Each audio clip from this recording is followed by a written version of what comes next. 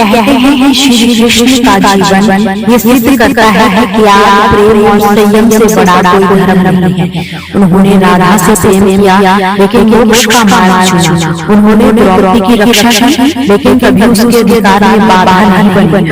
उन्होंने अर्जुन को ज्ञान दिया लेकिन निर्णय की स्वतंत्रता उसी से दी। उन्होंने हर रिश्ते को पवित्रता, मर्यादा और उद्देश्य के साथ दिया। इसीलिए जब कोई रिश्ता तुम्हें रुला दे तो श्री कृष्ण से सीखो त्याग की, धैर्य की और आत्मविश्वास की। श्री कृष्ण ये भी समझाते हैं कि संसार में कोई भी व्यक्ति पूर्ण नहीं है। हर एक के भीतर दोष है, सीमाएं हैं, लेकिन जब तुम दूसरों की सीमाओं को समझने की कोशिश करते हो तब तुम्हारे भीतर करुणा जन्म लेती है और यही करुणा एक टूटे हुए रिश्ते को भी आशीर्वाद में बदल देती है। जब तुम्हें छोड़ दे तब तुम उसे धन्यवाद दो कि उसने तुम्हें स्वयं की खोज करने का अवसर दिया। सच ये है कि प्रेम कभी नहीं मरता, वो केवल अपना रूप बदलता है। जो प्रेम एक बार सच्चे जज्बे से किया गया हो वो सदा तुम्हारे भीतर ऊर्जा बनकर जीवित रहता है। इसलिए जब कोई साथ छूटे तब ये मत सोचो कि प्रेम खत्म हो गया, बल्कि ये समझो कि प्रेम तुम्हारे भीतर से उभरकर एक व्यापक अनुभव में परिवर्तित हो रहा है। अब वह प्रेम केवल एक व्यक्ति के लिए नहीं है, वो ईश्वर के लिए है, सृष्टि के लिए है और अंततः स्वयं के लिए भी है। श्री कृष्ण कहते हैं, मैं तुम्हारे सबसे कठिन समय में तुम्हारे सबसे निकट होता हूँ। जब मुझे लगे कि सबने साथ छोड़ दिया तब मेरी बांसुरी की ध्वनि तुम्हारे हृदय तक पहुंचेगी। मैं वहां रहूंगा, तुम्हारे आंसू में, तुम्हारी प्रार्थनाओं में, तुम्हारे मौन में। जीवन एक यात्रा है जिसमें हर पड़ाव को सिखाने आता है। निश्चित यात्रा का साथी है, कुछ समय के लिए, कुछ थोड़े लंबे समय के लिए और कुछ केवल इसलिए कि तुम्हें कुछ समझा सके। इसलिए किसी की जाने पर दुखी मत हो, बल्कि ये सोचो कि अब नया अध्याय प्रारंभ होने वाला है। सारांश रूप में यदि कहा जाए तो कोई रिश्ता तुम्हें रुलाए तो उस पीड़ा को दबाओ मत, उसे महसूस करो, स्वीकार करो और धीरे धीरे उससे बाहर आकर अपने भीतर के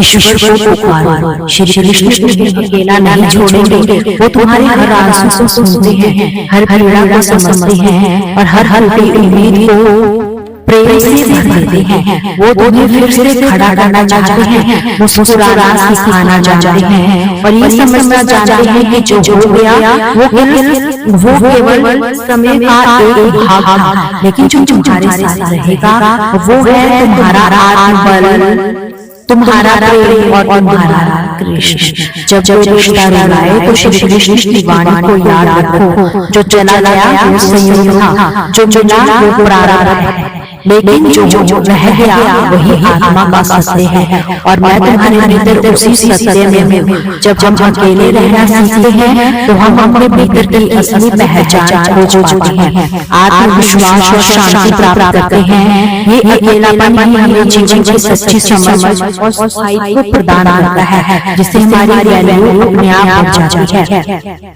अकेले जीना सीखो, वैल्यू तभी बढ़ेगी। अकेलापन एक ऐसा विषय है जिसे अक्सर लोग नकारात्मक दृष्टिकोण से देखते हैं। समाज ने हमें सिखाया कि अकेलापन दुखद होता है, कि अकेले रहना एक समस्या है जिसे हल किया जाना चाहिए, परंतु सच्चाई इससे कहीं अलग है। अकेले जीना सीखिए तभी बढ़ेगी। ये वाक्य न केवल गहरा है बल्कि जीवन के अनेक पहलुओं को उजागर करता है। ये समझना बहुत जरूरी है कि अकेले रहना नकारात्मक नहीं बल्कि एक अवसर है, आत्मनिर्माण का, आत्मज्ञान का और आत्मनिर्भरता का। जब व्यक्ति अकेला होता है तो उसके पास स्वयं से जुड़ने के, अपनी कमजोरियों और ताकतों को पहचानने का अवसर होता है। अकेले रहना कोई कमजोरी नहीं बल्कि एक महान कला है जिसे सीखना हर किसी के बस की बात नहीं होती। अधिकतर लोग दूसरों पर निर्भर रहना पसंद करते हैं, भावात्मक रूप से, मानसिक रूप से और कई बार भौतिक रूप से भी। पर जब व्यक्ति अपने जीवन में ये समझ आता है कि किसी और की आवश्यकता नहीं है, उसकी पहचान को परिभाषित करने के लिए, तब उसकी असली वैल्यू होती है।